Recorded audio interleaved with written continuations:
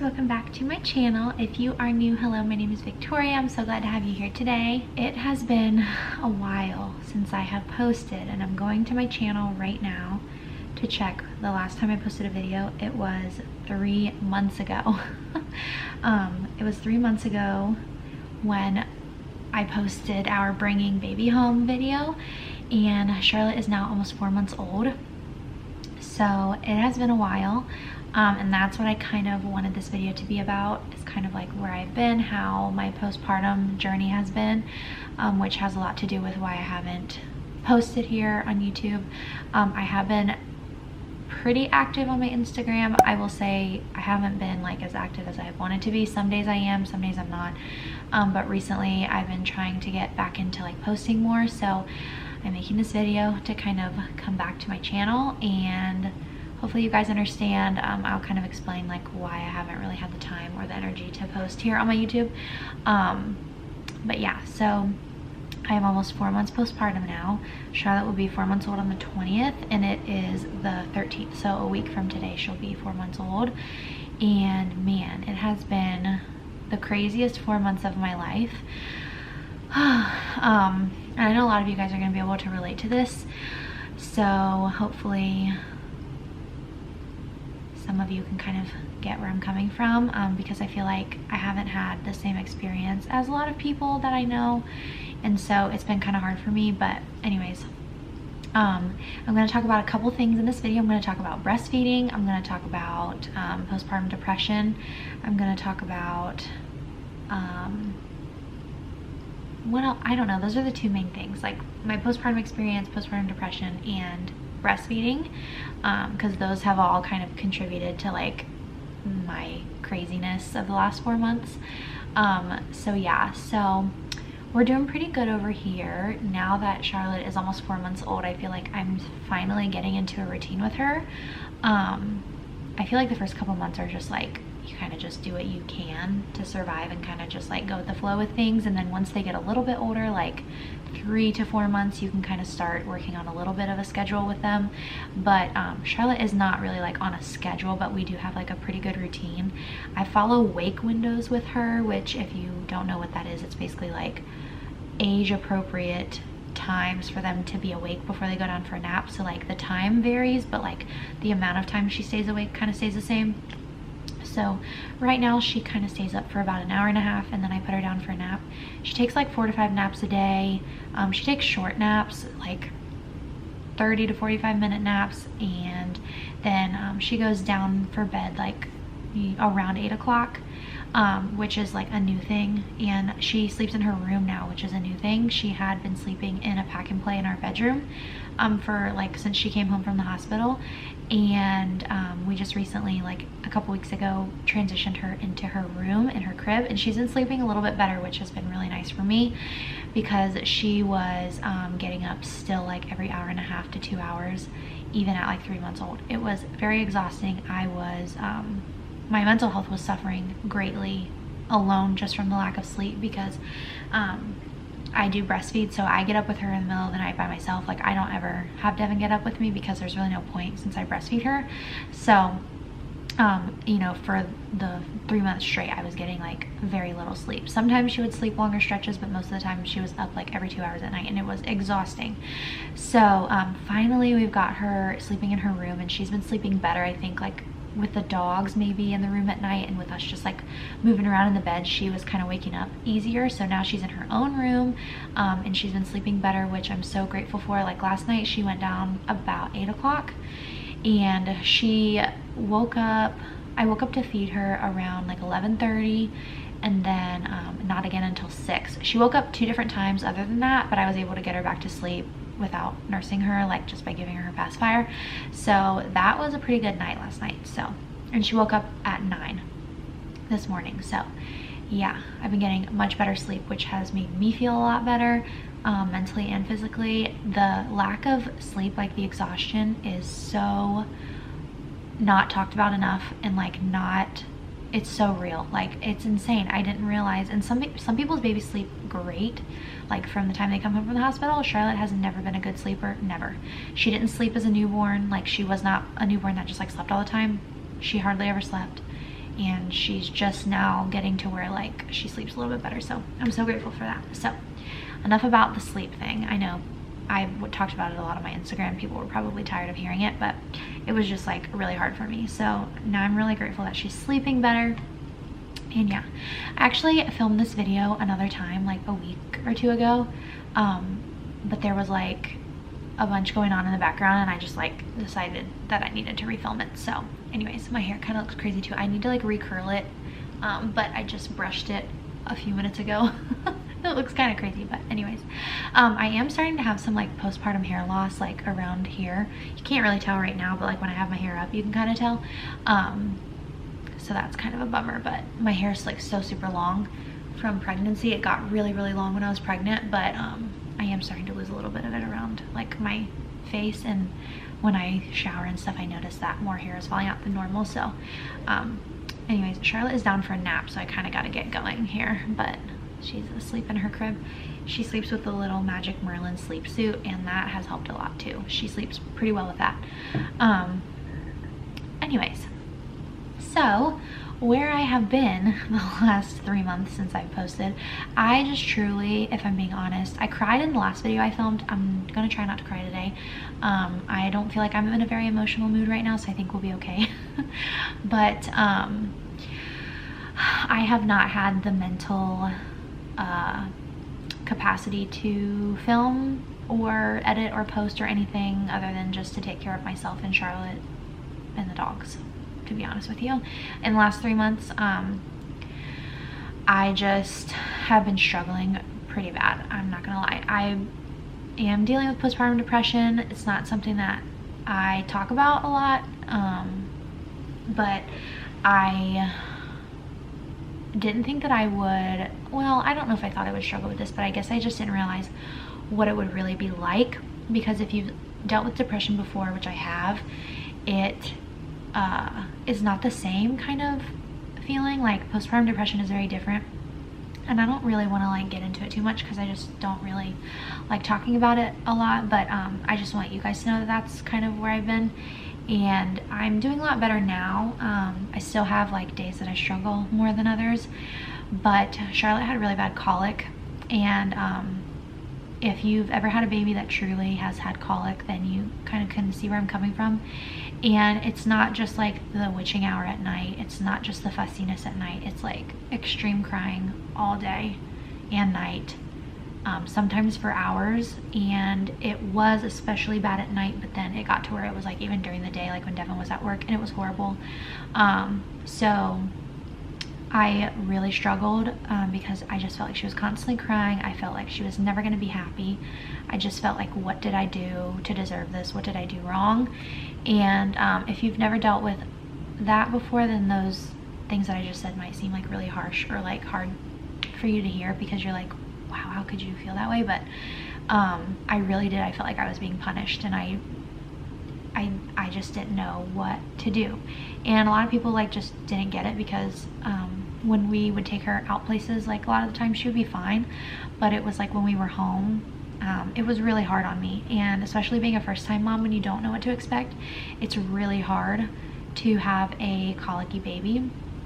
And so yeah, that was like the biggest thing that I struggled with, was just the constant crying. I just felt like nothing I did made her happy. Even when she would breastfeed, like she was crying even when she was eating, and it was just horrible. Once we hit the 2-month mark, it got a little bit better, and then when she turned 3 months old, it got a little bit better. And now that she's almost 4 months old, she still has, like yesterday, we went to dinner last night, and the whole way home she screamed. Like, she had been fed, her diaper had been changed, everything, and she was just screaming. And she usually likes the car, but sometimes she just like literally will scream for like 30 minutes straight, and I don't know like what's wrong. So when she was a month old, I decided to cut dairy out of my diet for breastfeeding, and I know a lot of moms have to do that. It's kind of hard because you have to cut everything, like dairy and medications. You have to read every single label when you go out to eat. It's insane. Like things that you don't think have dairy in it have dairy in it. So I've been dairy free for the last almost 3 months, and that helped her a ton. And she had other symptoms like the colic. She was really gassy and uncomfortable. She had mucus in her poop. There was a lot of different things. So I cut dairy, and that helped a lot. And then when she was a month and a half old, we decided to take her to a pediatric dentist to see if she had any mouth ties, like a tongue or a lip tie.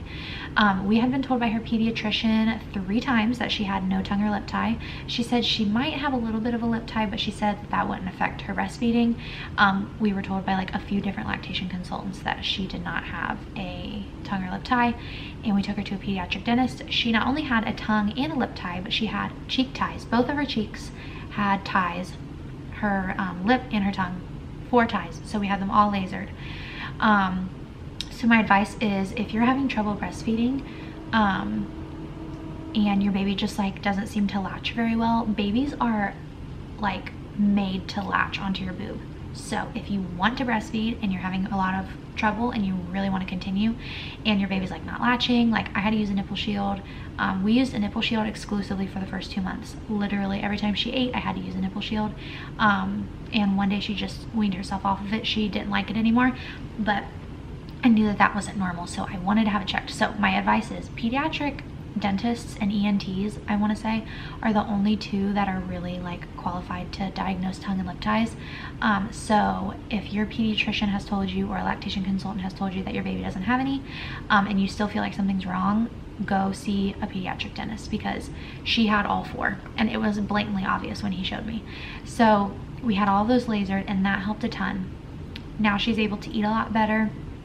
And it causes a lot of problems later on, like with them eating solids, speech. It can cause issues with their teeth when they come in. So it's really something to get checked, even if you aren't breastfeeding. So that's my spiel on that. I really highly recommend you getting that checked. When we have our next baby, I'm not kidding, as soon as we can, I'm taking them to be evaluated for tongue and lip ties, because that made the world of a difference for us.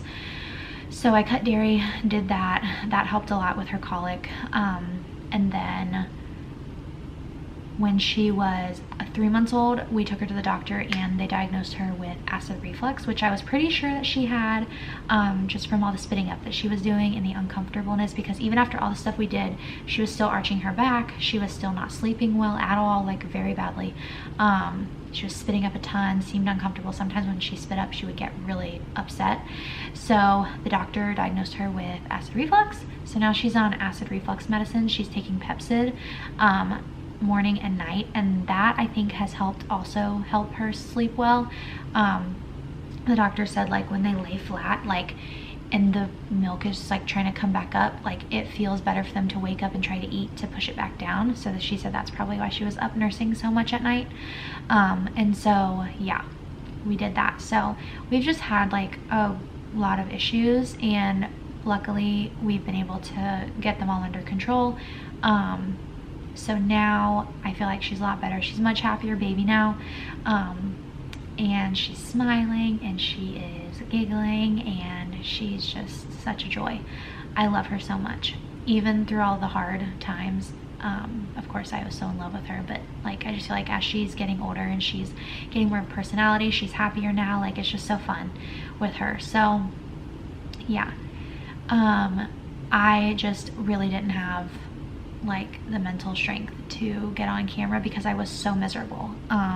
And that's just being 100% honest. I was miserable and I didn't want to come on here, and I'm really bad at faking my emotions, so I couldn't possibly come on here and be like, oh yeah, everything's going great, because it was really hard when people would ask us like, how are you doing?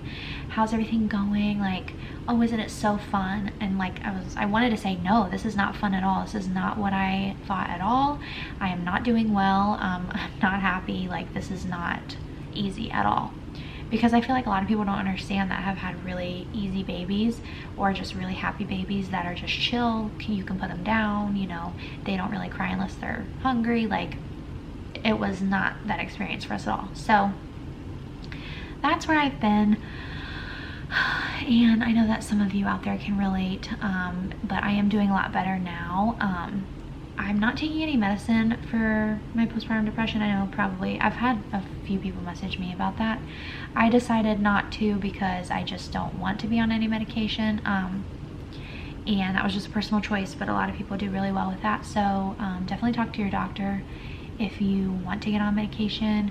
But yeah, that's all I really have to say about that. I do miss you guys, and I want to start posting. Oh, I have another big thing to talk about. This was the last thing I wanted to mention. So, if you don't follow me on Instagram, even if you do follow me on Instagram, a lot of people missed it because I talked about it like twice. But I am a stay-at-home mom now, so that's really exciting for me. Oh man, I've always wanted to be a stay-at-home mom, and you guys know that. I used to talk about that all the time. Like, if we ever had kids, I wanted to be a stay-at-home mom. And then when I got my job when we moved here, I am a dental assistant. I was an orthodontic assistant at an office here in Ohio. And when I got that job, we were like, you know, it would make sense with the money that I would make for me to go back to work, even with paying for daycare. So we were like, okay, well, you know, you'll go back to work. Well, once I had her, I was like, oh my gosh, I really don't know if I can leave her. And then once she was like extremely, you know, fussy, high maintenance, I started to get really worried, like, that nobody was going to be able to give her the attention that she needed, or be able to like handle her, basically, like, you know, as well as I could as her mom. I just felt like nobody was going to have the patience with her that I would, and I was really getting scared of like if people would just like let her cry all day. And I've worked in daycares before, and I know that not everybody has a good heart that works in a daycare and has compassion for kids. So that worried me. And so when it got closer to me needing to go back to work, we started to do the math, and we were like, okay, well, we're gonna pay a lot of money for daycare. We were going to pay $1,000 a month for daycare, you guys, which is insane. That's for full-time infant care. And oh my gosh, I was like, oh my gosh, the time I'm gonna spend having to pump, having to take her to daycare. I was gonna be the one that would have to take her and pick her up, and it was like out of my way from my job, so I would have to go out of my way to take her, go to work, go out of my way to pick her up, come home. Like, I would have never seen her. And one of the biggest factors was Devin got a new job. So if you guys don't know, I don't know if I really ever talked about it, but when we moved back to Ohio, Devin got out of the Air Force, so he's fully out of the military. He's not in the Guard or Reserves or anything like that. He actually got a job as a civilian, doing the same job, working in the lab on the base here where we live. So he was working there as a civilian, and he decided that he was going to find a new job. He actually starts nursing school this month, which is really exciting. I'm so excited for him. And he needed a job that was going to work with his schedule more. So he was actually able to get a different job off base, working in a hospital, and he makes a lot more there. So that made it possible for me to stay home. That made it more possible. And just with like, I was driving a lot for work too, so I was using a lot of gas.